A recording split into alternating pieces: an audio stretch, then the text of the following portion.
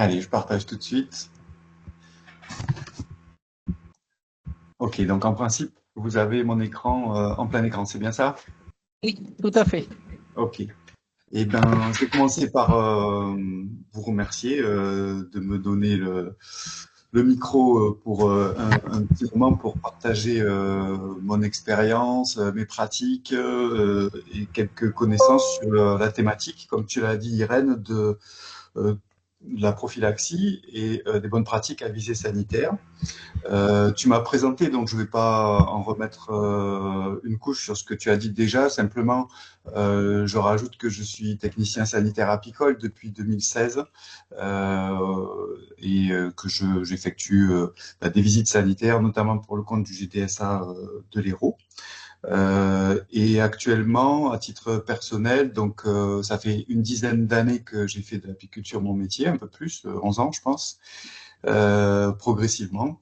Et actuellement, j'ai un cheptel d'un peu plus de 200 colonies qui sont destinées à la production de miel et avec la particularité aussi de constituer et de commercialiser des essaims, puisque aujourd'hui, sur mon chiffre d'affaires, cette activité, c'est à peu près 30%, entre 25 et 30% selon les années pour la vente d'essaims.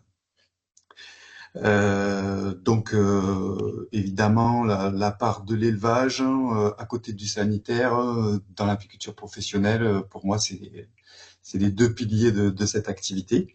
Voilà. Au niveau simplement du timing, la présentation que je vais vous faire, c'est un tour d'horizon sur lequel on pourrait passer une journée quasiment complète. Donc l'exercice, ça va être de faire tenir ça dans à peu près trois quarts d'heure pour garder un temps d'échange, parce que comme tu l'as dit, Irène, je suis pas là pour dire la messe, simplement pour partager un certain nombre voilà de connaissances et d'expériences. Et ça sera d'autant plus intéressant qu'on pourra avoir des échanges à l'issue. Donc on a prévu en gros une demi-heure pour ça.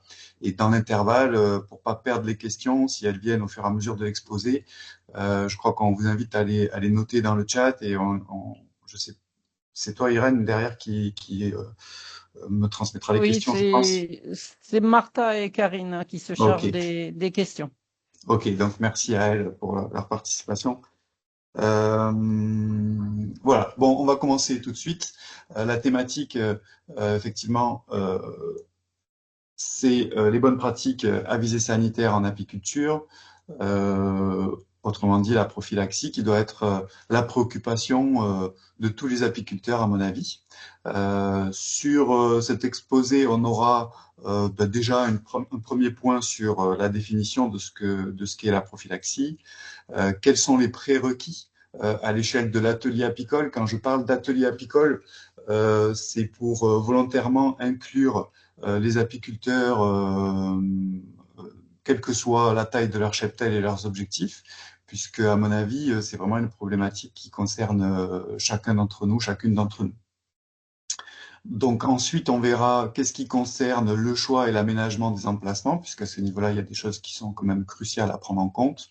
La gestion du matériel, la gestion des intrants en faisant un focus sur la cire et les produits de nourrissement, parce qu'on pourrait parler d'autres intrants, notamment tout ce qui est traitement médicamenteux, mais ça serait, enfin là, on parlera uniquement de la cire et du nourrissement.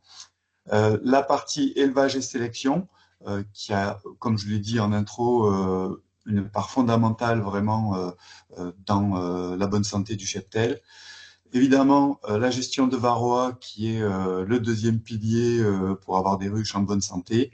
Et puis, on terminera sur la gestion euh, des cas lourds, on va dire, des cas avérés de maladie. Alors, qu'est-ce que ça veut dire la prophylaxie? C'est un ensemble de mesures que l'on va prendre en tant qu'apiculteur pour prévenir l'apparition, la propagation et l'aggravation des maladies. Donc, c'est-à-dire, on est bien dans l'organisation, la gestion de l'atelier apicole de façon à mettre les ruches dans les meilleures conditions pour qu'elles ne tombent pas malades et que si elles sont exposées à des pathogènes, ces maladies ne deviennent pas trop comment dire, conséquentes sur l'état du cheptel. Le contexte dans lequel tous les apiculteurs français évoluent en 2025 aujourd'hui, c'est un niveau de mortalité relativement important. En moyenne, j'ai l'habitude de dire et de lire qu'on est sur 20-25% annuel. Cette moyenne, elle est faite évidemment de valeurs très diverses selon les régions, les pratiques apicoles, les saisons. Néanmoins, je pense il n'y a pas beaucoup d'autres filières d'élevage dans lesquelles on a 25% de mortalité annuelle. Donc, ça veut dire que on a, je dirais, le devoir de mettre tout en œuvre pour agir sur cet indicateur-là. En élément de contexte aussi, on a, au-delà des ruches qui meurent, des ruches qui sont sans valeur. On a l'habitude d'employer le terme de non-valeur, c'est-à-dire que ce soit au niveau productif ou au niveau d'élevage, des colonies qui vont pas avoir de dynamique qui va permettre un bon développement. Également, en élément de contexte, si on regarde sur plusieurs décennies, des chutes de rendement moyens relativement importantes qui s'expliquent par différents éléments sur la ressource et le climat en particulier, mais aussi sur la santé des ruches. Donc nos ruches, elles sont soumises à différentes sources de stress qu'on connaît bien ou qu'on se doit de comprendre en tout cas. La première, elle nous échappe complètement, c'est l'évolution du climat avec des épisodes de canicule, sécheresse, pluie torrentielle, j'en passe et des meilleurs. On a tous été exposés, je pense, à ce genre de choses. Une évolution des ressources qui est pas toujours favorable, même s'il peut y avoir des opportunités ici et là dans ce contexte. Un certain nombre de pathologies qui peuvent être dues, on le sait, aussi bien à des champignons, des bactéries, des parasites et des virus, par exemple. Nos abeilles, elles sont exposées aussi à un certain nombre de produits phytosanitaires qui sont répandus dans leur zone de butinage, notamment dans le cadre des pratiques de nos confrères agriculteurs. Elles sont exposées à des prédateurs. Le frelon, tout le monde apprend à vivre avec, je pense, aujourd'hui. Également à des parasites. Comment ne pas penser à Varroa, mais il y en a d'autres qui nous pendonnaient, si je peux dire, Tropilelaps et autres. Et puis aussi, nos abeilles, elles peuvent être, entre guillemets, victimes de pratiques apicoles qui peuvent être parfois faites à contresens, en décalage, parce que on a une compréhension et une observation pas toujours optimale de nos colonies. Donc tout ça, c'est des éléments qui vont favoriser évidemment l'apparition des maladies.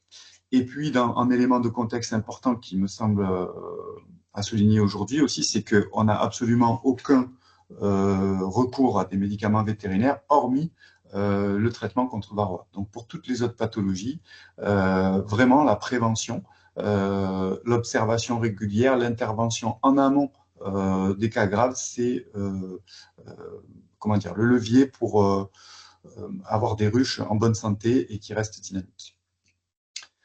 Comme je l'ai dit tout à l'heure, pour moi, ces éléments-là concernent absolument tous les apiculteurs, que ce soit des apiculteurs qui aient des objectifs simplement de se faire plaisir parce que l'apiculture est un hobby, parce que ils veulent être autonomes en production de miel, que ce soit des apiculteurs plus réactifs ou des professionnels éventuellement qui gèrent des centaines, voire des milliers de ruches. On est tous dans le même bateau avec cette problématique-là. On pourrait imaginer que les apiculteurs de loisirs sont moins concernés. Pour moi, c'est complètement faux, ne serait-ce que parce que pour prendre du plaisir, je parle de mon cas personnel, il faut que je vois des ruches, de belles ruches. Si je visite un rucher et que je vois que des ruches qui sont en souffrance, moralement, quand je rentre, j'ai un petit peu moins envie d'être apiculteur. Donc je pense que ça doit parler à plusieurs d'entre vous. Quand on voit des colonies en plein développement, en pleine santé, ça nous remplit d'énergie. Quand on voit des ruches qui souffrent, c'est difficile à gérer. Donc le jeu de l'apiculteur, ça va être de limiter les effets des facteurs de stress qui sont là, qui nous échappent pour une bonne partie, en intervenant en amont sur les colonies. Quels sont les prérequis, à mon avis, pour mettre en place un plan de prophylaxie efficace? Déjà, c'est d'être comment dire, assez compétent sur l'observation et le diagnostic, entre guillemets, des colonies.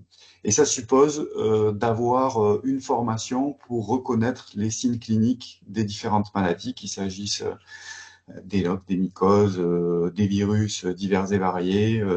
Et donc, moi, je milite pour que chaque apiculteur, c'est ma pratique aussi, hein, continue tout au long de sa vie de se former, parce que on sait des choses, ou parfois on croit qu'on sait des choses, mais on est dans un environnement qui est dynamique. Les maladies auxquelles les abeilles sont exposées évoluent.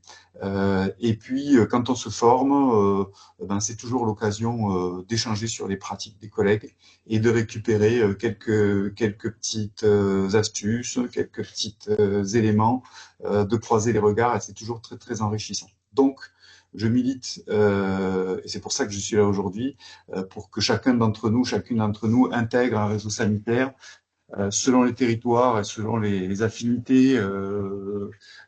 On a parlé de l'ADA, il y a le GDSA, la FRGDS. Vous trouverez, en cherchant un petit peu au sein des ruchers écoles, pourquoi pas, des choses qui sont dynamiques sur vos territoires. L'important, c'est de se mettre en mouvement par rapport à ça.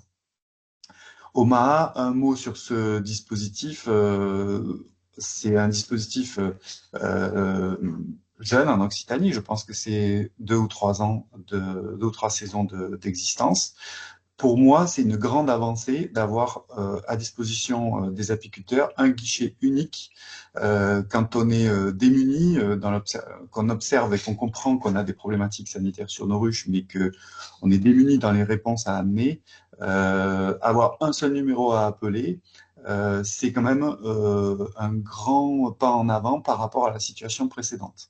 Alors, on n'est pas là pour faire le bilan d'Omaha. Je pense que y a sur ce dispositif beaucoup de choses à développer. Moi, personnellement, je suis prêt à y participer. Par contre, c'est vrai que si on est formateur en rucher école, si on est en contact avec différents apiculteurs parce qu'on est TSA, transmettre et promouvoir Omaha, c'est quelque chose d'absolument important, fondamental, parce que l'accumulation de connaissances et la formation du réseau passent par cet outil-là, à mon avis. Autre prérequis, ça tient cette fois-ci à notre pratique apicole, c'est l'observation hyper régulière des colonies, parce que beaucoup de choses se jouent sur la détection rapide des signes de maladie. C'est-à-dire que comment dire, les idées reçues des apiculteurs débutants, sans que ce soit péjoratif, de ne pas vouloir déranger les colonies sans les visiter trop souvent, conduisent à des situations où il est trop tard pour intervenir, conduisent à des situations où les pathologies s'ajoutent les unes aux autres, où on n'arrive plus en fait à démêler la cause originelle des problèmes. Et par conséquent, je pense qu'il vaut mieux intervenir trop souvent sur les ruches que pas assez souvent, quitte à pencher d'un côté, et trouver le juste équilibre, ça prend du temps et ça demande de l'expérience.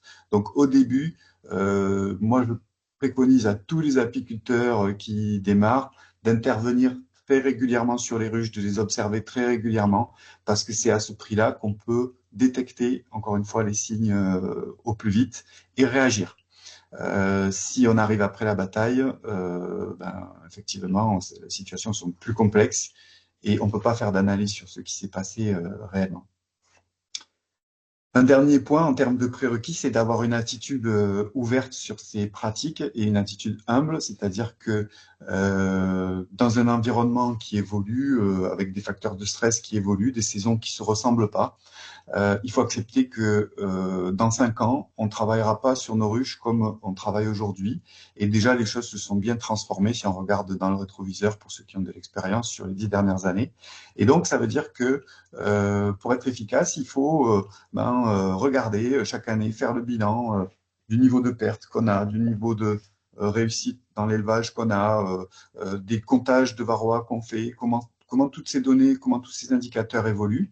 Et puis, si on observe que l'évolution n'est pas satisfaisante, il ne faut pas hésiter à remettre ces pratiques en question. C'est donc une attitude ouverte qu'il faut adopter pour progresser. C'est hyper important.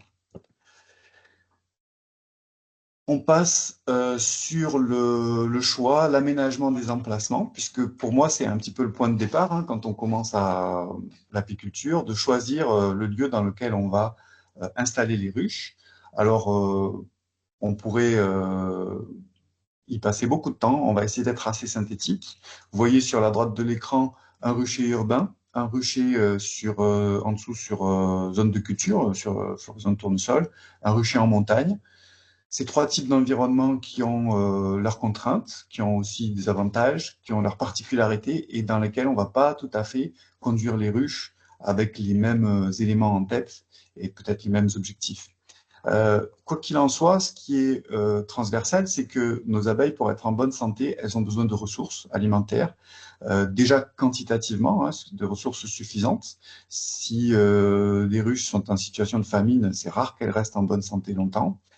Ces ressources, il faudra être attentif à leur qualité, c'est-à-dire d'avoir des ressources qui ne soient pas altérées par des polluants qui soient phytosanitaires ou autres. Et également, un gros point d'attention sur la diversité des ressources.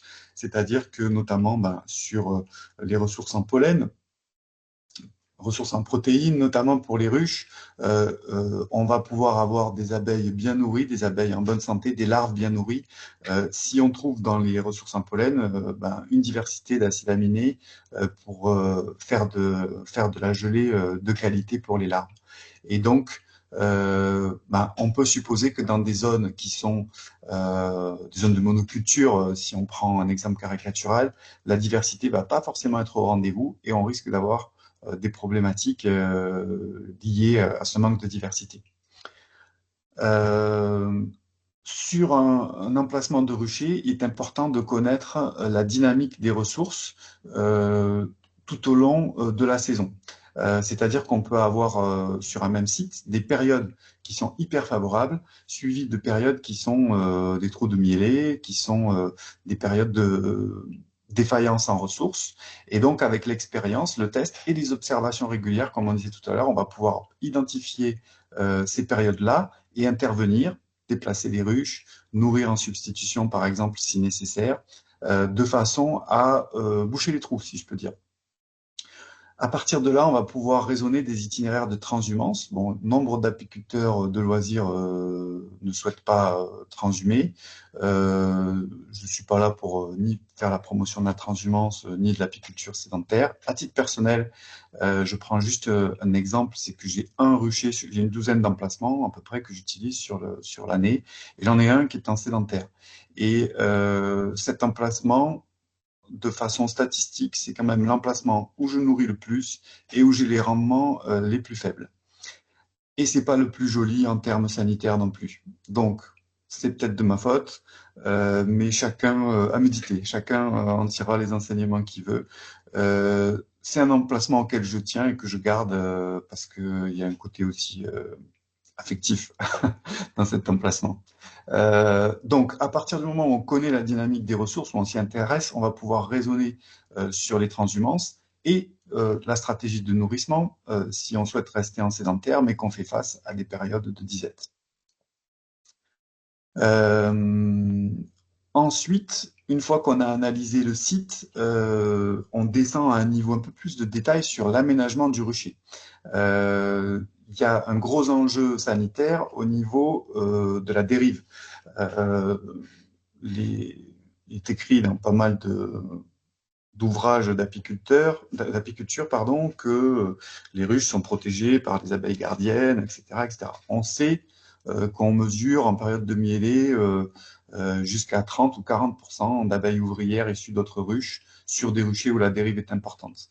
Donc évidemment, quand on a ça en tête, on se doute bien que si dans le rucher, on a des ruches qui ne sont pas en forme, ce phénomène de dérive, il va faire un effet tache d'huile sur l'ensemble des colonies et il est absolument à limiter. Alors, quand on a un rucher de professionnel, hein, vous voyez le rucher de tournesol là, juste à droite, évidemment, on ne peut pas mettre une ruche toutes les 500 mètres parce que Les contraintes de l'apiculteur, c'est de la logistique, c'est de la manutention, c'est du temps de travail, c'est de l'efficacité en fait dans nos interventions. Et donc, on ne peut pas placer les colonies dans des conditions naturelles où la dérive serait quasiment nulle. Donc, il faut trouver un compromis et il faut y réfléchir en amont. En tout cas, les ruches en ligne, serrées les unes contre les autres, toutes de la même couleur et toutes orientées dans la même direction.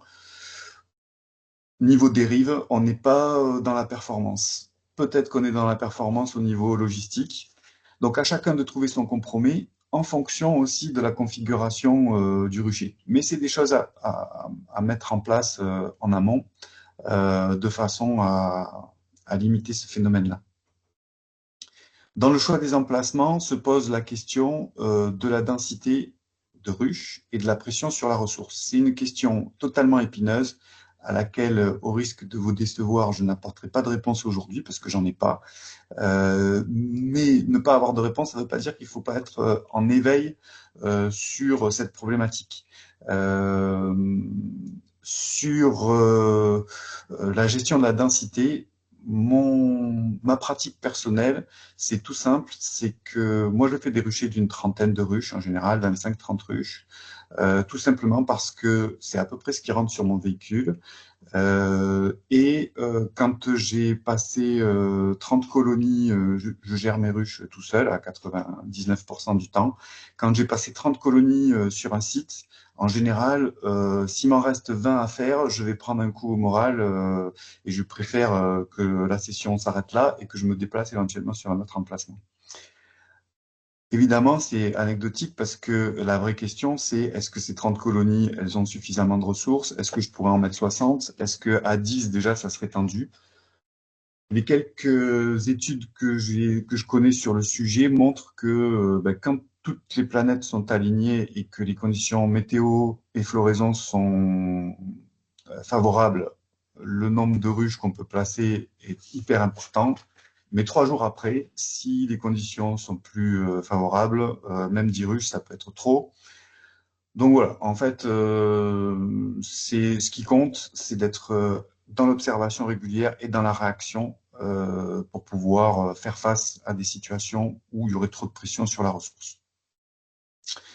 Les sources de pollution présentes autour du rucher, Irène a dit que j'étais en agriculture biologique, donc ça veut dire que sur les emplacements, mon certificateur vérifie que je ne suis pas en principe exposé à des sources de pollution trop importantes. Là aussi, on est toujours, il faut être lucide, dans une sorte de compromis. On est en 2025, en France, il y a des retombées de pollution atmosphérique jusqu'au pôle Nord ou sur les glaciers des Alpes. Donc des zones vierges de pollution, je crois que ça n'existe pas dans nos conditions. Mais néanmoins, il faut être attentif à éviter les plus critiques, les plus aigus. Et enfin, dernière question qui souvent nous préoccupe beaucoup, alors que pour moi, c'est pas la principale, c'est quelles abeilles et quels apiculteurs autour de mon rucher, quelles sont ces pratiques? Alors évidemment, si on est à proximité d'un rucher abandonné avec des ruches en piteux état qui meurent et qui se font piller, c'est un vrai risque sanitaire pour nos colonies et c'est des choses sur lesquelles il faut se pencher. Donc l'action dans le JDSA de l'Hérault, par exemple, sur les ruchers abandonnés, on a eu l'occasion d'intervenir pour récupérer des colonies qui étaient abandonnées. Je pense que c'est aussi un élément important. Dernier mot sur les emplacements. L'emplacement de quarantaine, volontairement pas appelé rucher hôpital parce que c'est déprimant, mais je pense que c'est une bonne pratique aussi lorsqu'on a des mouvements de cheptel, notamment je pense à des achats de colonies, de la cueillette d'essaims. C'est important d'avoir un emplacement dans lequel on va tenir ces colonies à l'écart du reste du cheptel, les observer, avant de valider que sanitairement tout va bien et qu'on peut les conduire à proximité des autres. Ça a aussi ses limites parce que notre emplacement de quarantaine, peut-être qu'il est voisin de l'emplacement de production d'un collègue et ça, on le sait pas toujours. Donc voilà, mais on est dans la recherche du meilleur compromis. Sur le matériel, après les emplacements, c'est aussi des choses qui nous appartiennent.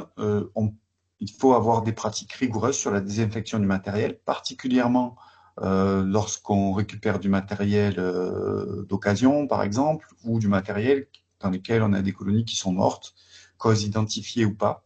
On va avoir une désinfection. Alors, j'ai mis sur cette diapo un tableau qui a été édité dans les supports de formation de l'ITSAP sur les méthodes de désinfection du matériel en entretien courant ou bien dans le cas des MRC, c'est-à-dire maladies réputées contagieuses, et selon que le matériel est en bois, en métal, en plastique. Je ne vais pas donner les recettes, vous les avez affichées, c'est disponible gratuitement sur le site de l'ITSAP dans le diapo dessiné au rucher école sur les pratiques sanitaires.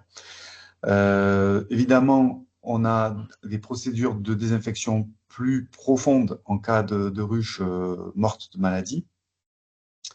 Je pense que ça doit devenir une routine, qu'il faut avoir un chalumeau, désinfecter son lève-cadre à chaque fois qu'on a un doute après avoir visité une colonie. Je pense aussi que cette routine, si elle est mise en place avec toutes les autres mesures de prévention, avec le temps, elle va avoir tendance à s'alléger, non pas que la vigilance baisse, mais parce qu'on est moins exposé à des cas critiques. Et par exemple, pour ce qui est de la désinfection de la tenue, des gants, alors oui, les gants peuvent être vecteurs d'un certain nombre de pathogènes. À titre personnel, dans ma pratique quotidienne, je désinfecte pas mes gants. Si par contre je suis dans une visite sanitaire sur un rucher exposé à des pathologies, je vais utiliser des gants jetables, je vais utiliser une tenue spécifique, avoir une surcombinaison, ce genre de choses. Je dirais que c'est le bon sens qui doit primer.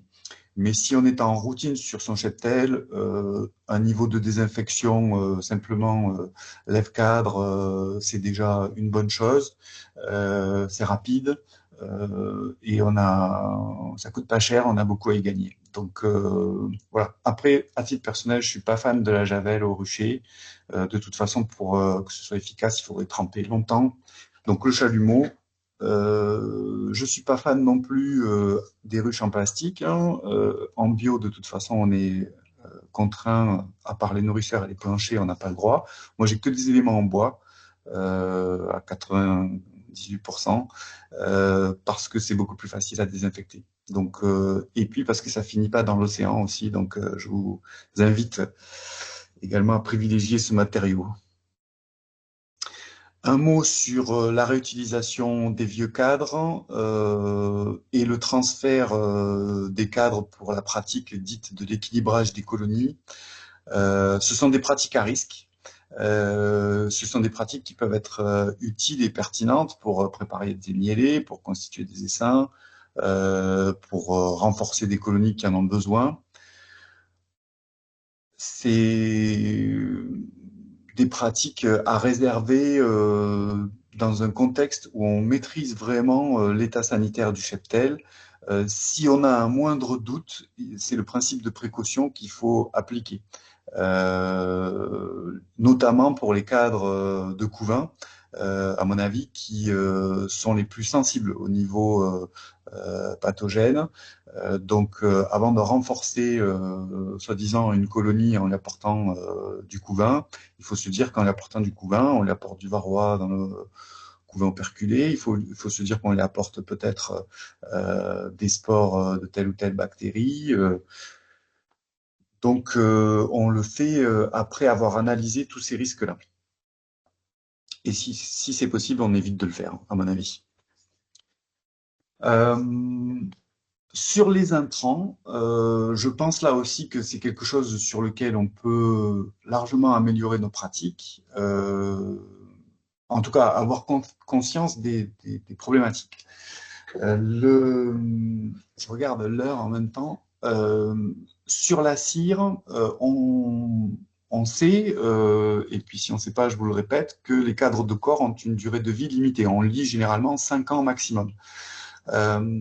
Moi, à titre perso, quand je gaufre des cadres, hein, quand je fixe la cire gaufrée, en même temps que je fais cette opération, je note l'année sur la tête du cadre, ce qui fait que quand j'ouvre mes ruches, j'ai une lecture instantanée de l'âge de tous mes cadres de corps. J'ai lu plein de méthodes de rotation de cadre dans les ruches. J'ai jamais réussi à comprendre au bout du compte, et c'est pas compatible avec mes pratiques où je retire aussi quand même pas mal de cadres de mes ruches pour faire des essaims. C'est le moyen le plus simple et le plus efficace que j'ai trouvé pour identifier instantanément les vieux cadres. Vous pouvez mettre un point de couleur correspondant à l'année de marquage des rennes. Peu importe les moyens, il faut arriver à ces fins, c'est-à-dire de dater autrement les cadres de corps qu'à vue de nez ou à la couleur de la cire, qui sont des indicateurs qui ne sont pas fiables du tout. Donc ça, c'est une pratique importante. Et quand on démarre, on n'a que des cadres neufs ou presque, hein, donc on n'a pas forcément conscience des enjeux. Il faut le faire dès le début. Concernant l'utilisation de cadres à jambage ou de cire gaufrée, ça peut être une pratique intéressante. À titre personnel, j'ai dans la plupart de mes ruches au moins un cadre à jambage. Ça pose quand même quelques petits problèmes. Si on introduit les cadres à jambage au printemps, au moment où les abeilles cirent beaucoup, bah, elles ont tendance à faire beaucoup de mal et donc à surélever du varroa. Donc ça peut être contre-productif. Mais au niveau qualité de la cire, ça peut être un avantage et au niveau coût des intrants aussi. La cire gaufrée, moi, à titre personnel, je vous ai dit que j'avais beaucoup de constitution et de commercialisation de dessins, donc je suis pas autosuffisant. La cire que je produis, bon an, mal an, représente à peu près 50% de mes besoins. Ça veut dire que j'utilise 50% de cire biologique hein, que j'achète. Dans un contexte où on fait moins de miel, évidemment, on fait moins de cire. Et dans un contexte où on exporte beaucoup de cire en vendant des essaims, on a des besoins plus importants que si on se contente de faire du miel. Donc il faut mettre tout ça dans la moulinette pour trouver le meilleur compromis.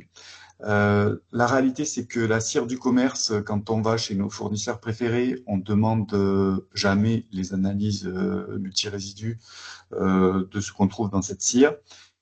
Et quelque part, c'est peut-être une bonne chose parce que quand on a des résultats d'analyse de cire, ça fait toujours peur. À titre personnel, grâce à un dispositif qu'a mis en place l'ADA et aussi en partenariat avec les GTSA, j'ai eu l'occasion de faire analyser plusieurs lots de mes cires d'opercule sur lesquels j'essaye d'avoir les pratiques les plus saines possibles.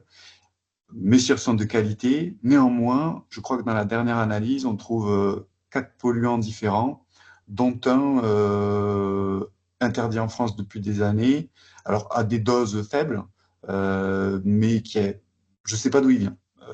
Donc, il est là, il est présent, et, euh, et donc sur une cire a priori de bonne qualité.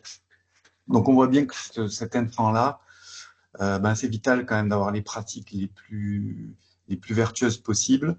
Et pour être dans le pragmatisme, la première chose à faire, c'est d'observer l'acceptation des lots de cire. Il m'est arrivé de reformer des lots de cire que j'avais pourtant achetés parce que je me rendais compte que les abeilles les étiraient mal ou que le couvain pouvait présenter des signes sanitaires inquiétants. Pour la qualité de la cire, le plus important, c'est de consacrer la meilleure cire au couvain. Moi, à titre personnel, je suis volontairement dans la provoque, mais je me fiche de la cire de mes os. Euh, les os, pour moi, c'est une zone de manutention. Ce qui m'intéresse, c'est que le couvain qui assure le renouvellement de mes abeilles soit dans le lit le plus douillet possible et le plus sain possible. Et donc, la meilleure cire dont je dispose, c'est toujours pour mes cadres de corps. Et je vous invite vraiment à faire comment dire, en faire une priorité. Les vieilles cires, elles ont une valeur commerciale quand elles sont bien fondues, bien décantées, bien filtrées. Leur couleur ou leur odeur ne permet absolument pas de détecter les polluants qu'elles peuvent contenir. Elles ont une valeur commerciale et c'est dur pour un paysan de balancer, pardon d'être trivial, un produit qui a une valeur économique.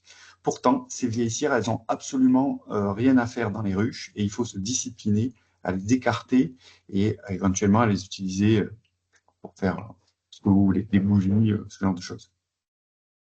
Sur la fonte des cires d'opercule, je suis pas le plus grand spécialiste, mais on a dans notre région des ciriers de qualité qui ont, et aussi l'ITSAP qui a établi un guide qui est aussi en libre accès sur les procédures de fonte de la cire.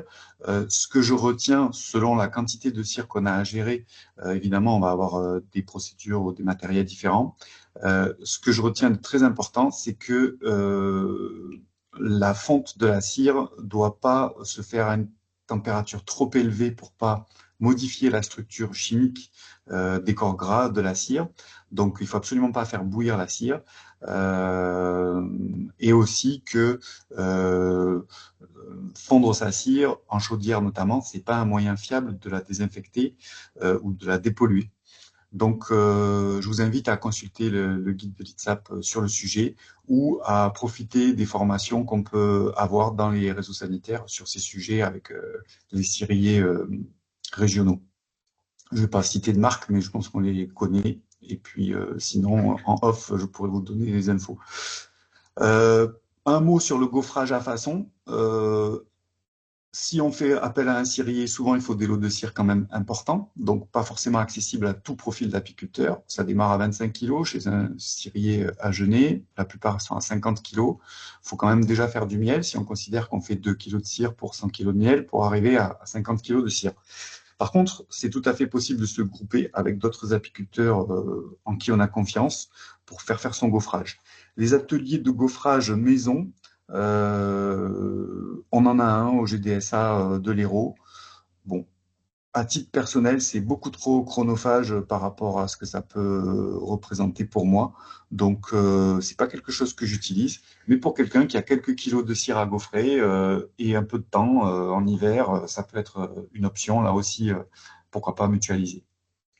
Les analyses, j'y reviens pas. J'en ai dit un mot. C'est un sujet complexe dont je suis pas non plus le meilleur spécialiste. Autre intrant qui nous concerne tous, je pense, et dans un contexte de changement climatique qu'on va pas pouvoir éviter, c'est le nourrissement des ruches. Le nourrissement des ruches, j'ai commencé en écrivant Enfer et pavé de bonnes intentions. Là aussi, idée reçue des apiculteurs débutants. Les abeilles, enfin, le miel est le meilleur aliment possible pour les abeilles puisque c'est leur aliment naturel. C'est pas faux, à condition que ce miel il soit absolument tracé au niveau de sa qualité sanitaire. C'est-à-dire qu'il soit issu de votre production et de ruches en bonne santé. C'est pas sans problème de nourrir au miel, notamment au niveau pillage. Et c'est quand même aussi un surcoût qui peut être conséquent. Donc là aussi, ça dépend du contexte de l'atelier apicole et des objectifs de chacun. À titre personnel, j'utilise un petit peu de nourrissement au miel pour les colonies de production si j'ai des phases de disette en saison. Ça a été le cas cette année au mois de mars, l'année dernière au mois d'avril.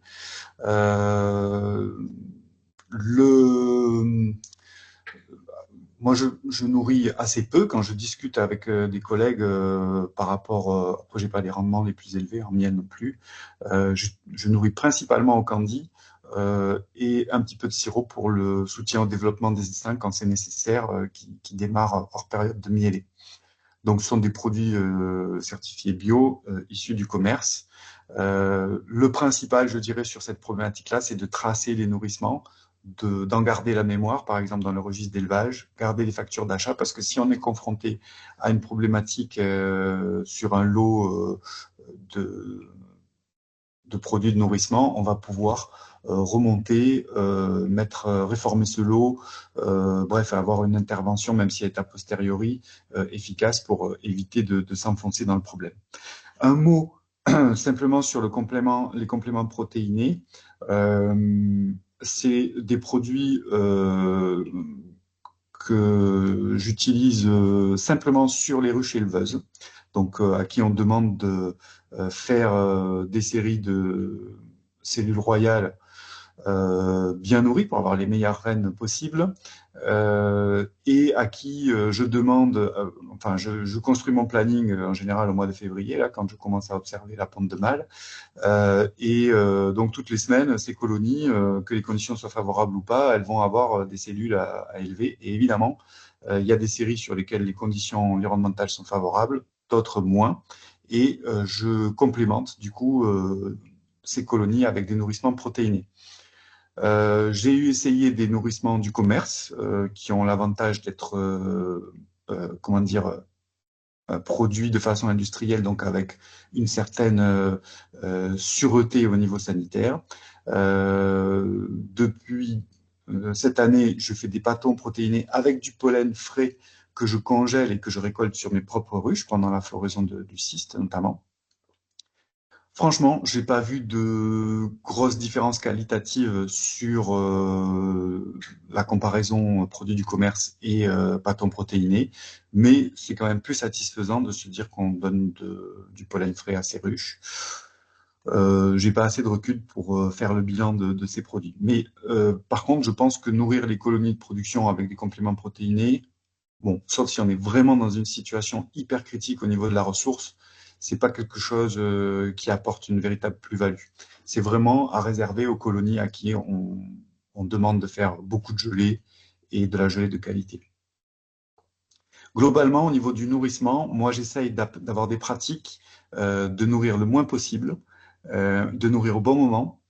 Et ça veut dire, on revient à ce que je disais au début, observer régulièrement ces colonies, bien connaître leur dynamique, la dynamique des ressources sur le site, et analyser le couple environnement-climat, c'est-à-dire qu'est-ce qui s'est passé dans mes ruches sur les 7 derniers jours, qu'est-ce qui va se passer sur les 7 prochains jours, et comment je me positionne par rapport à ça pour que ça se passe du mieux possible avant que je revienne sur le rucher. En faisant ça régulièrement, on arrive à avoir des pratiques de nourrissement assez limitées. Après, je gère 200 ruches aussi. Si j'en gérais 800, j'aurais des procédures de nourrissement peut-être plus systématiques, tout simplement parce que j'aurais pas beaucoup plus de temps que ce que j'ai actuellement. Donc ça, c'est toujours aussi la contrainte gestion du temps de l'apiculteur. Sur l'élevage, au niveau sanitaire, hein, je ne vais pas parler de technique d'élevage, c'est indéniable que la génétique a une part importante dans le comportement des abeilles et dans leur état de santé. Donc le jeu va être de choisir dans notre cheptel des reproducteurs qui vont être performants au niveau sanitaire. Je rajoute une chose, c'est que je suis persuadé que chez tous les apiculteurs, quelle que soit la taille de leur cheptel, il y a de très belles colonies. Il n'y a pas que de très belles colonies, mais il y a de très belles colonies qui peuvent être utilisées pour faire de l'élevage. Tout dépend des objectifs de chacun, mais l'idée, ça va être de pouvoir observer ces colonies, les évaluer donc, et garder la mémoire des observations qu'on fait pour choisir les plus adaptées à notre pratique de l'apiculture. On va essayer, enfin à titre personnel, j'essaye d'élever sur les lignées qui me semblent les plus résistantes, hein, c'est-à-dire qui sont en bonne santé quand d'autres sont en moins bonne santé, et aussi des colonies rustiques. C'est en lien avec le point précédent de nourrissement, c'est-à-dire des colonies qui gèrent leurs réserves, que j'ai peu besoin de nourrir, voire pas du tout, qui adaptent leur ponte aux conditions climatiques et donc qui se débrouillent en fait avec un minimum d'intervention et un maximum d'autonomie. Je pense que sur le long terme, c'est une bonne idée d'investir là-dessus. Et je ne suis pas tout seul à le penser. Nombre de groupes de sélection ont fait remonter la rusticité dans les critères de sélection des ruches à un rang plus élevé que ce qu'elle pouvait être par le passé, où on cherchait avant tout la prolificité, le fait d'avoir des ruches hyper populeuses pour profiter des grosses mielées. C'est là aussi un compromis à trouver. Donc, point essentiel, fixer des critères d'évaluation, observer ces ruches, noter pour garder la mémoire. Parce que quand on a plusieurs dizaines de ruches, je crois que c'est pas vrai qu'on arrive à se souvenir précisément du comportement de chacune, sur le long terme en tout cas. Dans l'élevage, il y a une partie, une formule d'un apiculteur hyper expérimenté local quand j'ai démarré qui m'a marqué. Finalement, l'action qui apporte le plus de valeur ajoutée à notre cheptel, c'est d'écarter les colonies qui valent rien. On peut bien sûr aller chercher des choses beaucoup plus techniques et compliquées, mais déjà, si on élimine les colonies faibles ou qui végètent, si on évite de tomber dans l'acharnement thérapeutique avec des colonies qui n'ont pas de valeur, et ben on fait progresser l'ensemble du cheptel. Il faut bien avoir en tête que ces colonies faibles, elles produisent des mâles qui fécondent des reines, elles transmettent voilà, une génétique qui n'est pas la plus performante, la plus valable, ou qui fait le plus plaisir. Et donc, c'est une action importante à mettre en œuvre. Alors, évidemment, j'ai conscience aussi que l'apiculteur de loisirs compte ses ruches et il est content quand il a un cheptel qui progresse et des boîtes avec des abeilles dedans. Mais il faut transformer ce plaisir quantitatif en plaisir qualitatif. Je pense qu'on a tous à y gagner. Le remplacement des rennes est un sujet aussi important. À quelle périodicité, quelle régularité et selon quels critères? J'ai pas de recette de cuisine qui marche à tous les coups. Chacun doit trouver son rythme. Néanmoins, les éléments importants, c'est d'être capable d'observer la qualité de fécondation des rennes. C'est pas parce qu'une reine est jeune qu'elle est nécessairement bonne. Moi, j'en remplace des fois qui ont un mois parce que je vois tout de suite que ça n'a aucun avenir. Des critères sur son comportement, ça peut être voilà la tenue au cadre, la douceur, l'aspect nettoyeur, ce genre de choses. L'âge, évidemment, à un moment donné, on sait très bien qu'avec l'âge, les rennes ne s'améliorent pas.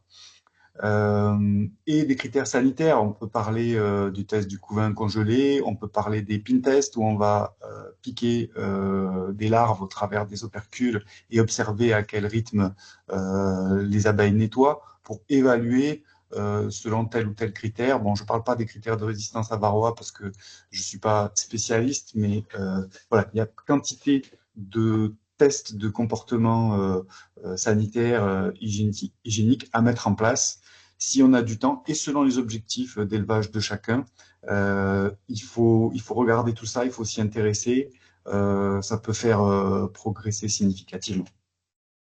Et les colonies faibles, j'y reviens, si on les laisse s'effondrer, se faire piller au niveau du rucher, évidemment, c'est une pratique hyper négative parce qu'elles vont distribuer leurs pathogènes à l'ensemble du cheptel. Je crois que je suis en train d'exploser le temps. Sur Varroa, je dirais simplement que c'est, avec l'élevage, le second pilier de l'apiculture moderne. Donc, il a des effets dévastateurs sur l'immunité de l'abeille tout d'abord et sur son espérance de vie. Au passage, l'espérance de vie des abeilles ouvrières, c'est les butineuses, c'est du coup les réserves et là aussi, c'est la bonne santé des ruches au-delà de l'aspect rendement. En plus, ce varroa, on sait qu'il est vecteur notamment de virus. Donc l'idée, c'est d'essayer de le garder sous contrôle, déjà en évaluant objectivement notre infestation, donc comptage régulier à des périodes clés. Post-traitement, là, c'est la période pour voir où on en est. Ça peut être début de saison. Moi, j'aime bien compter fin mai, début juin avant de transhumer mes ruches sur les mielés d'été parce que ça me donne une photo de qui est productive, qui l'est pas en fonction du profil des ruches. Et j'aime bien compter après traitement pour savoir dans quel état elles sont avant de voilà au moment de faire les abeilles d'hiver. Peu importe, c'est jamais du temps perdu. Les méthodes de comptage sont pas d'une fiabilité absolue actuellement. Néanmoins, il vaut mieux une photo floue que pas de photo du tout. Et du coup, c'est vraiment une pratique à mettre en place, à promouvoir, à partager. Les traitements sont nécessaires. Je dis bien les traitements. Traitement principal en été pour objectif d'avoir des abeilles d'hiver en forme, élevées par des nourrices en forme, et traitement hivernal avec pour objectif d'optimiser le démarrage post-saison hivernale. Moi, je complète avec un certain nombre de mesures biotechniques, piégeage dans le couvain de mâle et nombreux prélèvements de cadres de couvain pour constituer les essaims. En 2025, j'ai sorti à peu près, si on compte pas les nucléis, 170 colonies d'hivernage et j'ai constitué à peu près autant d'essaims. Donc, ça veut dire qu'il y a du mouvement de cadre dans mes ruches et à chaque mouvement de cadre, c'est un écrêtement de la courbe de développement de varroa dans les ruches souches. Et dans les essaims, je m'arrange pour introduire une cellule de 10 jours, une semaine après la constitution de l'essaim, pour avoir une période hors couvain, au moment où je fais le contrôle de ponte. Et à ce moment-là, je fais un traitement de l'essaim acide oxalique, avec un médicament d'acide oxalique, du Varomède pour pas citer de marque. Donc, ça doit être obsessionnel, en fait, le comportement vis-à-vis de Varroa, si on veut pas avoir trop de pathologies annexes. Il faut évidemment observer des signes de virus. Si le virus est là, 95% des cas, c'est qu'on est surinfesté. C'est pas parce qu'on a une action efficace sur Varroa que les signes du virus vont disparaître d'un coup de baguette magique aussi. Donc, il faut être attentif à tout ça. On voit plus facilement les virus que Varroa. Et donc, je l'ai dit, l'objectif, c'est d'arriver en fin d'été avec des colonies prêtes à préparer l'hiver, à affronter le frelon, parce qu'elles ont été traitées suffisamment tôt. On voit dans les tests d'efficacité des médicaments, notamment de l'afnosade, que la cinétique de chute, c'est-à-dire la rapidité avec laquelle on atteint des taux d'efficacité visés, est de plus en plus lente, et donc traitement de plus en plus précoce à recommander. Si vous voulez des mielées tardives, eh bien, amenez-y des colonies qui sont peut-être des essaims de l'année que vous avez traités hors couvain au mois d'avril, quand vous les avez constitués, ou au mois de mai, selon la région où vous vous trouvez. Ça peut être une bonne idée. Ici, je passe très vite. C'était pour vous montrer des mesures d'infestation sur certaines de mes ruches qui avaient été faites en partenariat avec l'ADA, donc comptage de varroa phorétique. Simplement, deux petits commentaires. On regarde là sur la colonne varroa phorétique sans abeilles que c'est pas 100% homogène. Hein. J'ai une ruche à 4 varroa phorétiques, là c'était début juin, ce qui est quand même plutôt trop à cette période, alors que toutes les autres sont bien. Et elles suivent absolument le même protocole. Et post-traitement, on a une ruche à 8 varroa phorétiques, comme s'il y avait eu un gros échec de traitement, alors que ça faisait partie des ruches qui étaient les moins impactées au mois de juin. Donc, mystère et boule de gomme, mais en tout cas, à l'œil nu, je vous assure que je n'avais détecté ni une situation ni l'autre, et que c'est vraiment le comptage qui m'a permis de faire un focus là-dessus. Donc, c'est pour ça que c'est important de promouvoir cette pratique. Sur la gauche de l'écran, vous avez la FRGDS disponible sur le site, les seuils de comptage en fonction des méthodes et des périodes. Pareil, si vous êtes TSA, c'est à mettre dans votre mallette et à prendre en visite sanitaire et à partager avec les apiculteurs. C'est une information tout à fait concrète, pratique, simple et qui va faire progresser tout le monde. Je termine avec la gestion des cas de maladie. Si on a bien fait tout comme il faut, on en a finalement assez peu. Néanmoins, il faut avoir le réflexe plutôt d'isoler les colonies douteuses, éventuellement de tenter un transvasement si on veut sauver une colonie, qu'on est dans les bonnes conditions pour le faire, suffisamment tôt en saison, avec une reine de qualité, ce genre de choses. Ça peut être l'euthanasie pour les colonies qui n'ont pas d'avenir et qui représentent un risque pour le reste du cheptel. Et surtout, bien avoir en tête que quand on est confronté à des cas de maladie, on a certaines obligations réglementaires en matière de déclaration, notamment si on soupçonne un cas de danger sanitaire de première catégorie. Et si on n'est pas sûr du cas dans lequel on se trouve, eh ben, OMA est là pour ça. Et il ne faut pas hésiter à y faire appel. Voilà, je vous remercie pour votre attention. Ça a été peut-être un peu lourd, je sais pas. J'attends d'avoir vos retours là-dessus et surtout des échanges. pour qu'on puisse confronter nos pratiques. Voilà, là je vous montre quelques photos des ruchers. Celui de droite est intéressant par rapport à ce que je disais tout à l'heure. C'est en forme de U. Finalement, vous voyez que j'ai quand même des ruches serrées, mais c'est en forme de U. C'est pratique à travailler. Je peux me garer au milieu et avoir accès aux véhicules et au matériel très rapidement. Et en même temps, les ruches sont pas alignées. Elles sont de couleurs différentes. Elles sont orientées sur des directions différentes. Bref, c'était le compromis que je trouve à cet endroit-là. Voilà, petite photo de rucher d'élevage d'abeilles carnica à l'entrée. Et je vous remercie beaucoup pour votre attention. Merci Paul et merci pour cet agréable exposé. C'était parfait pour qui appelle beaucoup de questions évidemment. Il y en a peu sur la conversation, mais franchement évidemment c'est tous les points très importants Donc, on va commencer pour avec Rucher. les... Ah oui, Vas-y Martha, je te laisse parler la parole. oui. Donc, il y avait une question par rapport à la gestion de l'abreuvement. Donc, La disponibilité en eau, hein, c'est ça. Oh, t'as été coupé Martha est Je Martha. fichée. n'entends plus, Ouais. Martin. Ouais. Une question sur Ouais. la gestion de l'abreuvement, donc sur les ruchers sédentaires et transhumants. Alors, c'est effectivement une question, puisque la ressource en eau, elle est particulièrement importante. Contexte de sécheresse, moi je suis dans une région relativement ventée, donc les jours de vent du nord au printemps, on a les abeilles à l'abreuvoir en masse. Ma pratique perso, c'est que j'ai pas d'abreuvoir sur aucun de mes ruchers. Parce que au départ, dans le choix des emplacements, j'ai choisi des emplacements. Alors, je dis ça, c'est pas tout à fait vrai.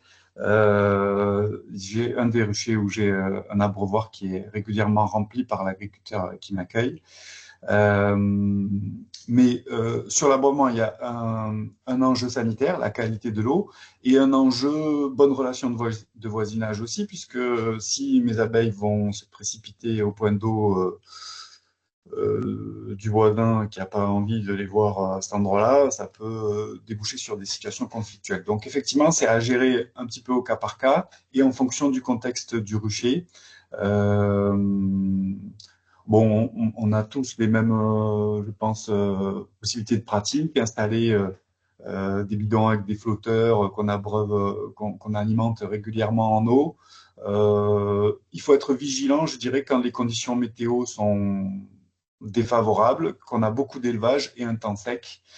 C'est moins crucial en période de mielée, en période de temps marin chez moi. Et moi, je le gère en choisissant au départ des ruchers qui ont des emplacements où je sais que cette ressource-là va être disponible. Ah, il y avait une question également, parce qu'on entend de plus en plus parler aussi de ruches basse consommation, économie d'énergie là. Et du coup, au niveau sanitaire, est-ce qu'il n'y a pas quand même un risque au niveau des infections, etc., quoi. Euh, on a fait intervenir Damien Mérite là, sur ce sujet avec l'abeille héroltaise au mois de janvier. Et effectivement, les ruches basse consommation, bon, il y a le couvain qui est particulièrement isolé dans une chambre pour limiter l'effort de thermorégulation des abeilles, un effet cheminée avec accès à la hausse sans forcément prendre la largeur de la ruche, une isolation intérieure quasiment sur les 4 faces de la ruche. Donc effectivement, si on met de l'isobule sur le plancher, à un moment donné, va se poser la question de comment je nettoie tout ça. Euh, bon, je pense que moi je suis dans un, je voulais peut-être pas dire, je suis installé à Béziers dans l'Hérault. Je suis pas dans un contexte avec un hivernage très exigeant au niveau température et tout ça. Donc, je ne vais pas pousser l'isolation des ruches au maximum de ce qu'il est possible de faire, mais je raisonnerais peut-être différemment si j'étais en zone de montagne. Et du coup, j'aime bien que mes ruches respirent en fait quand même. Donc, j'utilise bien sûr des partitions isolantes pour limiter le volume des ruches. J'ai quasi une partition dans chacune de mes ruches d'Icadre, parfois deux. Mais je pratique pas la ruche basse consommation. tel que ça a été voilà, développé par les spécialistes. C'est sûr qu'en termes de désinfection, plus on rajoute de matériaux sensibles, l'isobule, je parlais tout à l'heure du plastique, plus ça va demander des pratiques chronophages, voire dans certains cas rendre impossible la désinfection. Donc, quel est le meilleur compromis? Ben, pour moi, c'est de gratter, de désinfecter en étant sûr que quand je remets une ruche dans le circuit, elle est clean. C'est ma priorité. Irène, il y avait Monsieur Barthélémy qui a levé la main. Si tu veux lui laisser le micro, peut-être pour poser une question, je ne sais pas. Oui, ben, il peut poser sa question, s'il a une question. Mais il n'a pas son micro d'ouvert. Alors, je ne sais pas si tu as la main. Normalement, il peut ouvrir son micro. En attendant, une autre question. Combien de temps on peut se conserver du pollen congelé? Est-ce qu'il y a un impact au bout d'un moment sur la qualité nutritive? À destination du nourrissement des abeilles, alors, hein. C'est ça Oui. le contexte, hein. Mm. Bonne question, merci. L'ADA, je crois que c'est l'ADA Aura, a édité un guide sur les bonnes pratiques de la production de pollen, dans lequel il est recommandé, mais c'est pour la consommation humaine, une date de durabilité de 1 an en congélation. Donc, j'aurais tendance à dire que ça s'applique aussi aux abeilles. Euh, Même si potentiellement, je pense qu'une fois qu'il est au congèle, le pollen, il bouge pas beaucoup, hein, donc on pourrait imaginer aller plus loin, mais par prudence, je dirais 1 an, c'est bien. Par contre, cette question, elle me donne l'occasion de dire très mauvaise idée d'utiliser du pollen déshydraté pour préparer un pâton protéiné.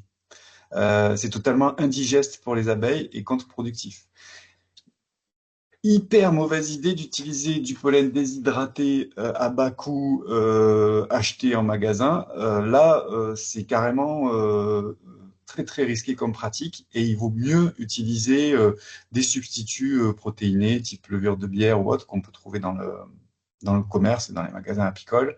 Donc voilà, ça rejoint un peu le truc dont je parlais, nourrir au miel au départ. C'est une bonne idée, mais en pratique, ça peut se transformer en gros, enfin, c'est trop risqué, quoi, en fait, hein. Donc, le pollen, c'est vraiment, je l'ai dit, mais je le répète, il faut absolument qu'il soit tracé et qu'il soit frais congelé. Et c'est un coût aussi, hein, parce que, à titre perso, le pollen frais congelé, au détail, moi, je le vends 60 € le kilo. Donc, quand je décide d'investir euh, dans le nourrissement de mes ruches avec ce produit, bon, bah, c'est une réalité économique. Je sais pourquoi je le fais, parce que je veux que mes éleveuses elles soient performantes et que je leur donne ce que j'ai de meilleur, mais tout ça, ça rentre en ligne de compte. Monsieur Barthélémy, si vous voulez poser une question, il faut ouvrir votre micro parce qu'on n'a pas la main et vous ne pourrez pas poser votre question sinon. Il y avait une autre question au niveau des colonies faibles, éventuellement plus précisément, donc en nombre d'abeilles ou en fonction des saisons un peu, et par exemple en ce moment, quoi, comment on peut juger une colonie faible actuellement? Alors, merci. C'est très très lié au contexte. Je dirais que pour faire une réponse simple et pratique, euh, une colonie faible, moi je vais la jauger par rapport aux autres colonies du rucher sur lesquelles je me trouve. Je vais visiter. Alors, si on n'a pas beaucoup de références, celui qui a 3 colonies, évidemment, ça va être plus compliqué. Mais je vous ai dit, moi j'ai une trentaine de colonies. Quand j'en ai ouvert 5 ou 6 et que je vois que j'ai 3-4 de couvains en moyenne et des colonies peuplées de telle manière, si j'arrive sur une colonie qui a 6 4 de couvains ou à contrario sur une colonie qui a 1 4 de couvains, bah, ça me permet de dire plus fort, plus faible. Donc c'est un jugement qui est relatif et qui est contextuel parce que sur le même rucher, selon la période de l'année où je vais faire cette évaluation, les indicateurs ne seront pas au même niveau. Ensuite, la population d'abeilles isolée d'autres indicateurs, ça ne veut pas dire grand-chose. Si j'ai constitué des essaims, que j'ai une reine qui commence à pondre, que je suis encore sur les abeilles que j'ai mis dans l'essaim ou qui sont nées dedans au départ et dans une période qui est pas favorable, bon, bah, j'aurai des colonies qui seront peu peuplées, mais ça ne veut pas dire que c'est pas des colonies de bonne qualité, puisque en fait, j'ai un potentiel de développement important, en tout cas sur lequel je mise, quoi. Par contre, voilà, relativement, quand j'arrive sur une colonie qui a significativement moins de couvains ou moins d'abeilles ou un couvain de moins bonne qualité sanitaire que l'ensemble du rucher, là, j'ai une lumière rouge qui clignote, quoi. Et il faut que je comprenne pourquoi je suis dans cette situation. Et si cette situation se répète malgré des tentatives de secours, bon, bah là, j'en conclus qu'il va falloir être un peu plus radical, que j'ai peut-être une problématique de reine, peut-être une problématique de cire, peut-être autre chose, mais je ne vais pas rester sans action, en tout cas, jusqu'à ce que la situation soit totalement irrattrapable. J'ai conscience de faire un peu une réponse large, mais c'est parce que les situations de terrain sont comme ça, en fait. Et du coup, toujours au niveau de la gestion des non-valeurs, donc c'est un risque potentiel pour les autres colonies. Et du coup, au bout de combien de temps on décide vraiment qu'on ne peut plus la rattraper? Et du coup, quelle est aussi la méthode, enfin, comment est-ce que vous pouvez préciser en fait l'euthanasie, comment ça se passe de manière propre et sanitaire? Donc il y a deux Alors, questions dans ma question, c'est ouais, ouais, ouais.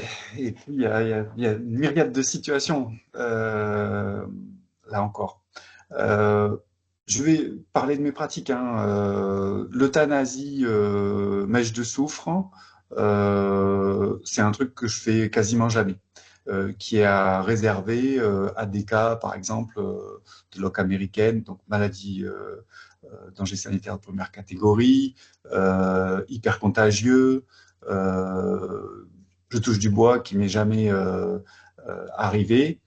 Donc, bon, je sais comment il faut pratiquer, hein. Il faut fermer la ruche tôt le matin ou tard le soir pour avoir toutes les abeilles à l'intérieur, placer éventuellement une housse sans cadre au-dessus, faire brûler une mèche de soufre, ça va tuer toutes les abeilles. On ramène tout ça, on nettoie, on désinfecte, on brûle les cadres, on brûle les abeilles et on a une ruche propre et on a sorti cette colonie du rucher. C'est des pratiques quand même qui doivent être encadrées si on est sur une suspicion de danger sanitaire, avec déclaration préalable et tout ça. Donc voilà. Moi, je pratique pas ça, déjà parce que j'observe suffisamment régulièrement pour pouvoir intervenir plus en amont. Si j'ai des pratiques, si j'ai des colonies, par exemple bourdonneuses, je vais tout simplement secouer les abeilles, réformer les cadres contenus du couvain. Éventuellement, si j'ai pas de problématique sanitaire dans le couvain, réutiliser les cadres enfin de nourriture, de réserve, ça c'est possible s'ils sont pas trop vieux. Je me suis perdu un peu en chemin. À partir de quand est-ce qu'on bascule sur des décisions radicales de ce type-là? Ça dépend de ce qu'on voit. Mais si vraiment il y a peu d'espoir, par exemple, encore une fois pour essayer d'être concret, si je constate que j'ai du couvain dans un état sanitaire mauvais, par exemple des loques européennes, par exemple des virus de type le couvain saxiforme, ce genre de choses. Mon premier réflexe, ça va être de retirer le couvain de mes ruches intégralement, puisque de toute façon, il donnera des abeilles qui ne seront pas valables. Appliquer, donc je réduis ma colonie à l'état d'essaim, en fait, avec quelques réserves et une reine et des abeilles, et d'appliquer un traitement contre varroa à base d'un médicament à base d'acide oxalique. J'évacue l'hypothèse sur infestation de varroa et j'observe ce qui se passe sur la génération suivante de couvain. Si la génération suivante repart pas bien, dans ces cas-là, oui, je vais décider d'éliminer cette colonie. Si la génération suivante repart sainement, je vais conserver la colonie, mais remplacer la reine, parce que c'est une colonie qui aura montré des signes de faiblesse, là où les autres colonies du rucher, dans les mêmes conditions, se sont bien comportées. Donc c'est une lignée que je ne veux pas reproduire, ou même que je ne veux pas potentiellement avoir comme productrices de mâles qui vont féconder des reines sur l'environnement de ce rucher. Donc, je commence par écarter l'hypothèse varroa, toujours. Soit c'est manifestement pas ça, hein, c'est un problème de fécondation, c'est un problème de ruche bourdonnaise. Mais sinon, si c'est des pathologies, je fais tout ce que je peux pour écarter l'hypothèse varroa. Et si ça persiste, à ce moment-là, j'élimine la colonie, soit en euthanasiant, soit en secouant les abeilles. Et voilà comment je gère. Il y avait une autre main levée, mais c'est pareil, vous n'avez pas le micro. Sarah Garnotel, est-ce que vous voulez poser une question? Sinon, vous la posez dans le chat. Oui, bonjour. Je ne sais pas pourquoi j'ai pas accès au chat. Je ne sais pas si vous m'entendez. Oui. C'est bon, oui. J'avais une question sur la désinfection des planchers au printemps. Est-ce que vous recommandez de le faire tous les ans au chalumeau et de changer les planchers régulièrement? Alors moi, c'est une pratique que je fais absolument pas. J'ai des planchers bois, comme je disais, partiellement grillagés. Je désinfecte les ruches quand je les ramène. Après, j'ai une rotation de mes ruches parce que je vends pas mal d'essaims hivernés. Donc sur toutes ces colonies-là, je vide les ruches quand je les vends au mois de mars. Elles repassent à l'atelier, elles sont désinfectées. Mais par contre, quand les colonies restent installées entre le printemps et entre l'hiver et la saison suivante, j'ai pas une désinfection systématique. Par contre, j'ai une observation systématique de ce qui se passe sur mon plancher. Et si je vois au cas par cas des planchers qui sont fortement propolisés avec des boules de cire noire ou des débris importants ou une accumulation d'humidité qui commence à faire de la moisissure et tout ça, je dégrafe mon plancher, je le gratte, je le chalume parce que j'ai toujours un chalumeau et je le remets en place. Mais c'est pas une pratique systématique. Après, comme je vous disais tout à l'heure, j'ai des conditions d'hivernage méditerranéennes, donc des abeilles actives pendant quasi tout l'hiver, et elles nettoient relativement bien leur plancher sans moi. Peut-être que si j'étais au fin fond du Larzac, je verrais les choses autrement.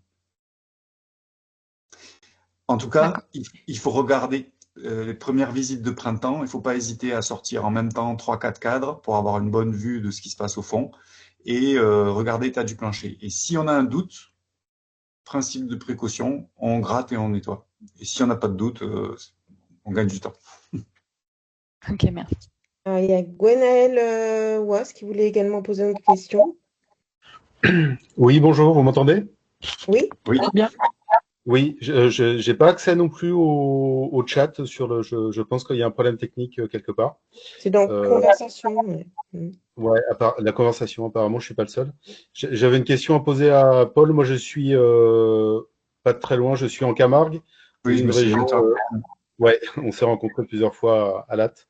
Je me pose une question tous les ans sur les planchers. Alors moi, j'ai des planchers Nico, puisqu'on en parlait. Depuis 2 ans, je mets des plaques d'hivernage là, des plaques blanches. Je sais toujours pas quoi faire par rapport à ces plaques d'hivernage. Alors l'an passé, je les ai laissées toute l'année. Là, je les ai laissées aussi, mais j'ai essayé de faire le test pendant l'été. On a eu 2 très grosses canicules, là, dont une le mois dernier où il a fait vraiment extrêmement chaud. J'ai essayé sur certaines colonies d'enlever les plaques blanches pour voir si ça faisait une différence, si les colonies se portaient mieux ou pas. J'ai pas vraiment vu de différence. Bref, je pense comme pas mal d'apiculteurs, je sais toujours pas est-ce que c'est mieux d'avoir des fonds totalement grillagés ou pleins ou entre les deux ou avec des plaques qu'on retire à une certaine période ou d'autres. Et est-ce que ça a un lien avec la qualité sanitaire des colonies? Voilà. Est-ce que tu as des recommandations à faire à ce niveau-là? Oui, enfin, des recommandations, je vais t'expliquer mes pratiques et comment j'en suis venu là, tout simplement. Après, j'ai pas non plus de références scientifiques qui montrent que c'est mieux ou moins bien avec les plaques, dans telles conditions, etc. Moi, simplement, quand tu retires tes plaques, tu vois ce qui se trouve dessus? Ouais. Bon, moi, j'aime pas avoir ça sous mes ruches, hein, puisqu'on a un espèce de magma de cire et de pollen moisi auquel les abeilles n'ont pas accès, et donc elles peuvent pas le nettoyer. Et donc, pour moi, maintenir ce type de milieu juste en dessous du plancher de mes ruches, c'est pas une bonne idée. Donc, moi, je ferme jamais j'ai quelques planchers intégralement grillagés là en bois, je les ferme jamais. J'ai pas D'accord. observé que ça perturbe particulièrement les abeilles. Après, je répète, j'hiverne pas à Besançon. Mais bon, si tu es en Camargue, t'as pas non plus des conditions hivernales dantesques. Euh, donc Chez voilà, moi, moi je pense que le meilleur compromis, c'est d'avoir une atmosphère saine sous la ruche, plutôt que une isolation thermique qui serait optimisée par la plaque.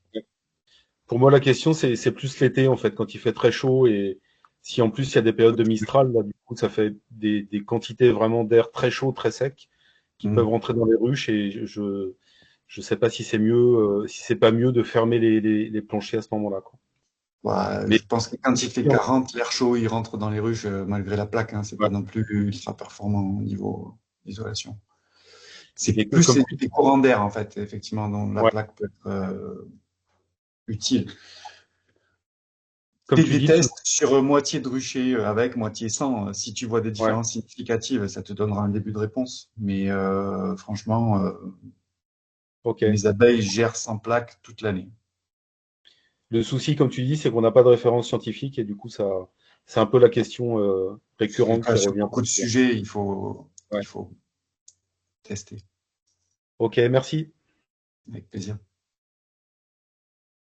Excusez-moi, je prends la parole. Juste pour la canicule, est-ce que justement le fait de peindre les toits en blanc, voilà, peut aider? Il y a des peintures maintenant qui sont faites et qui aident du coup à thermoréguler un petit peu plus dans la ruche. Je ne sais pas si vous avez des choses Alors, là-dessus. on a, je sais pas, peut-être Martha pourra en dire un mot. Il y a 2 ans, on avait eu un début d'expérimentation là-dessus sur un rucher sur tournesol. J'ai plus en tête les résultats. Et surtout, on avait eu au séminaire technique de l'ADA il y a 2 ou 3 ans un apiculteur espagnol qui était venu témoigner de cette pratique qui est largement répandue en fait, hein, dans les pays maintenant du sud de l'Europe, avec des mesures d'écart de température interne à la ruche, toit peint versus toit non peint. Oui, ça apporte un gain de plusieurs degrés. Moi, je me souviens qu'il avait parlé de 5 à 7 degrés de température.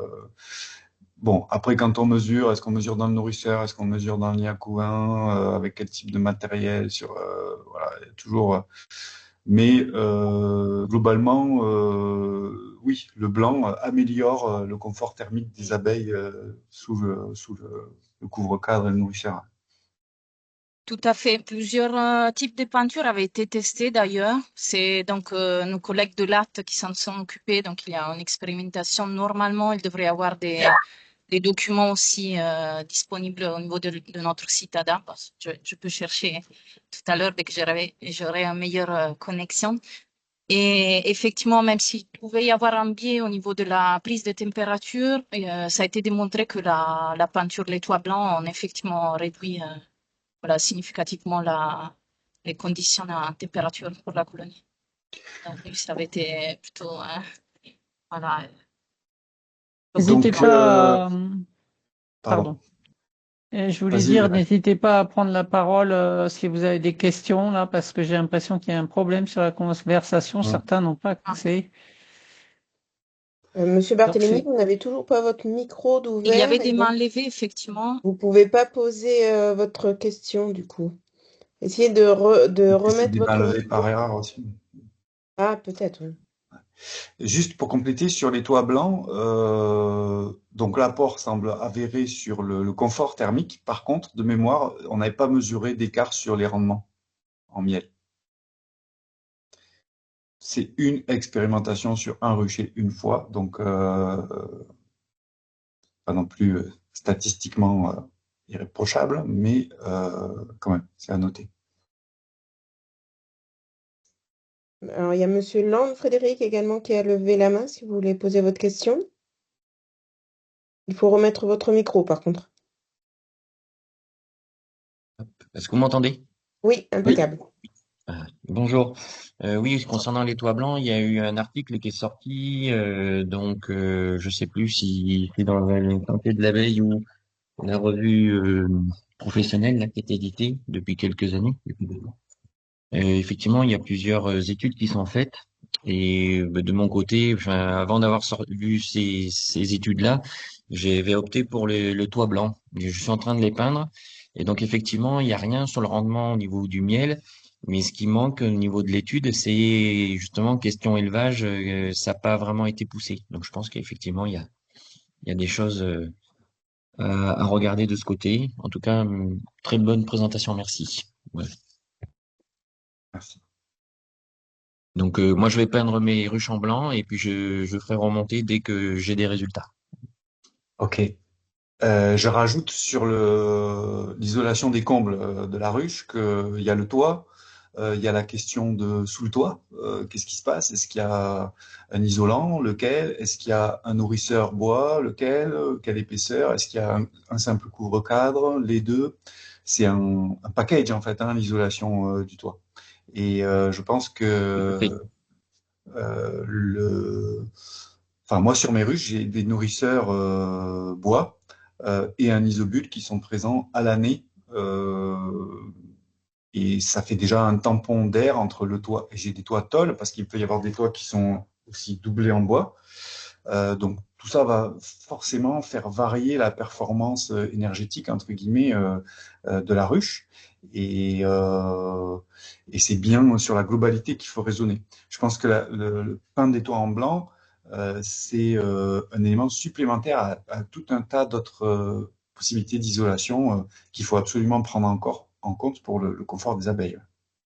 En fait, je vais vous dire pourquoi je vais tester les toits en blanc parce que jusqu'à présent toutes mes ruches elles ont toujours une plaque en plus où c'était des ruches comme on peut en trouver dans les Alpes avec un toit traditionnel. Et maintenant, je n'en ai plus assez pour mes ruches et donc j'essaye de trouver une autre solution. Donc je me suis dit pourquoi pas peindre en blanc. Voilà, pour éviter d'avoir toujours des plaques à me trimballer en plus. Donc voilà, c'était une expérimentation pour pallier à un manque. Mais effectivement, j'ai aussi un isolant sous les ruches depuis quelque temps et je vois quand même la différence. Il y avait une autre question sur, surtout, je pense, du coup, pour les débutants, le rythme des visites des colonies. Euh, voilà, combien de fois il faudrait les visiter, enfin, à minima, peut-être, ou par an. Voilà. Alors, c'est aussi une question centrale. Comme j'ai dit tout à l'heure, moi, j'interviens en ruche-école, par exemple, ou avec des apiculteurs qui débutent, le principe, je répète, c'est il vaut mieux pêcher par excès de présence que par absence. Ça veut dire quoi concrètement en termes de rythme? Pour moi, dans le contexte dans lequel je travaille, entre le démarrage de la saison, qui peut être les années très précoces, parfois avant la mi-février et au plus tard fin février, début mars, et jusqu'à la mi-mai, j'ai un rendez-vous sur chacun de mes ruchers toutes les semaines. Et ce rendez-vous, ça veut dire que je vais voir chacune de mes ruches toutes les semaines, sauf quand il n'y a pas besoin. Si j'ai des ruches qui sont sur un parcours particulier, par exemple parce que c'est un essaim orphelin dans lequel j'ai introduit une cellule royale et que je sais que je vais contrôler la fécondation que 2 semaines plus tard, bon, bah, la semaine intermédiaire, je leur fiche la paix, ça c'est évident. Mais sur un rucher, j'ai toujours des ruches à voir toutes les semaines. Donc sur cette période-là, une fois par semaine, c'est le rythme qui permet de rien rater. Sur les autres périodes, après la mi-mai, après début juin, on a récolté le miel de printemps, transhumé, les visites s'espacent. Cette année, j'ai pu acheter et utiliser des balances connectées qui m'ont permis justement de rationaliser le rythme des visites et d'y aller, puisque là on est en suivi de production en fait, hein, donc le boulot ça devient poser des hausses et se demander quand est-ce qu'on récolte. Donc faire des kilomètres pour voir où ça en est alors qu'on a des balances qui nous donnent des infos, c'est plus la peine. Donc les visites peuvent se passer selon l'actu, selon les conditions météo, ça peut rester très rapproché si ça miel fort, et puis ça peut se passer de 15 jours ou comme ça. Ensuite, il y a tout le travail de récolte et traitement. Une fois que le traitement est fait, si on voit les ruches une fois toutes les 3 semaines, ça peut suffire. Et s'il n'y a pas d'alerte là aussi, famine et ce genre de choses. Et ensuite, on a une période clé maintenant là de diagnostic sanitaire du cheptel avant l'hivernage, quoi. Où là, moi, je fais une première visite. Bon, j'en ai fait une première en réalité entre fin août et début septembre de tout le cheptel. Là, j'attaque la deuxième. De deux choses l'une. Soit à l'issue de ces visites, j'ai des colonies qui sont magnifiques, où je vois que le traitement a été efficace. Il y a une reine de l'année, il y a des réserves. Bon, ben, ces colonies-là, si je les réouvre une fois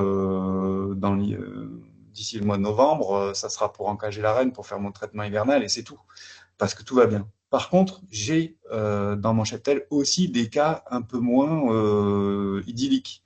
Et ceux-là, selon qu'il faut que je change la reine, je vais faire cette opération, contrôler l'acceptation. Si je vois que je change pas la reine, mais que j'ai une colonie qui va pas très bien, que je fais un retrait de couvain, comme je vous expliquais tout à l'heure, que je complète le traitement parce que je vois que l'effet du traitement principal de l'été, il n'a pas été optimal, ben, je vais aller contrôler 15 jours ou 3 semaines plus tard pour avoir du couvain à tous les stades et voir comment ça se passe. Ça devient un peu plus à la carte. Donc, en fait, je passe plutôt tous les 15 jours sur les ruchers, mais ça dépend des opérations et c'est pas systématique sur toutes les ruches. Celles qui vont super bien, bon, bah, je les ouvre pas juste pour les ouvrir. Mais ça implique que j'ai bien identifié les ruches qui n'ont pas besoin de moi et les cas plus problématiques. Donc, que j'ai noté sur mes toits qui fait quoi et comment ça se passe. Encore une réponse longue pour une question courte.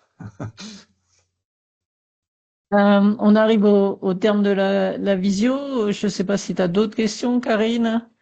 Non, je pense qu'on a fait à peu près le tour. Ouais, je voulais simplement revenir sur le fait que bah, tu es TSA, Paul, qu'on encourage en effet les apiculteurs à rejoindre les GDSA, où il y a quand même euh, plusieurs TSA. Généralement, il y en a un dans votre secteur. Là, tu parlais par exemple de transvasement. Typiquement, un TSA, il sait faire un transvasement, il peut vous expliquer s'il y a un problème de ce type, où vous êtes amené à faire un transvasement. Donc, c'est important d'adhérer à un GDSA et c'est important d'être en contact avec son TSA de secteur aussi, qui peut venir faire une visite si nécessaire. D'ailleurs, ça rentre souvent dans le PSE où vous pouvez être visité par un TSA. Et l'autre chose aussi, tu as parlé d'Omaha. Et je pense que c'est important que Karine nous redonne le numéro. Donc, si vous avez des mortalités importantes dans vos ruchers, enfin surtout inexpliquées ou des affaiblissements de colonies, il y a un numéro. Donc, c'est le numéro OMA qui est Karine. Alors, de tête, hein, 05 31 60 91 91.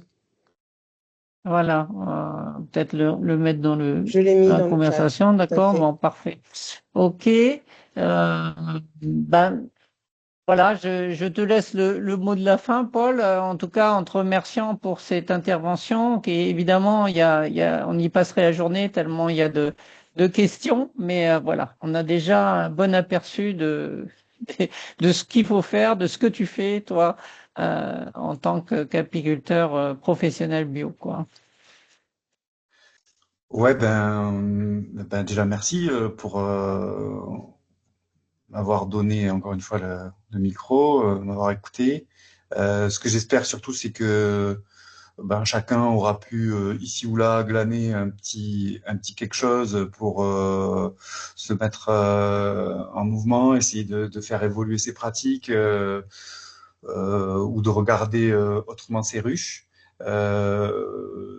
J'appuie à 200% ce que tu viens de dire. En fait, apprendre à observer les ruches, c'est quelque chose sur lequel on peut toujours progresser, quel que soit moi, en toute humilité, sur lequel j'ai encore beaucoup de progrès à faire. Et vraiment, la façon la plus rapide de progresser, c'est de partager. Et donc, d'intégrer un réseau sanitaire, encore une fois, GDS, se faire conseiller par les chargés de mission ADA, enfin Martin en particulier sur la question du sanitaire, et puis ses collègues aussi sur d'autres aspects de nos pratiques.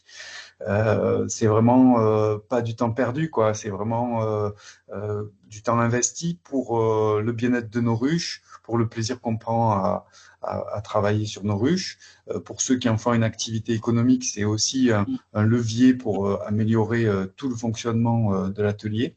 Et donc, voilà, j'espère qu'aujourd'hui, ça aura donné envie aux uns aux autres de se mobiliser sur ces questions sanitaires et que c'est le début voilà, d'un cycle chaque année de visio, de conférences et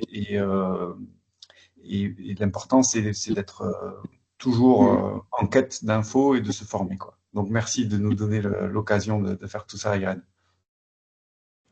Merci à toi, merci à tous d'avoir été présents. Et puis, je vous souhaite une bonne journée. Ok. Au revoir. Merci. Au Bonne revoir. journée à toutes et à tous. Merci. Merci beaucoup. Bonne journée. Merci à vous.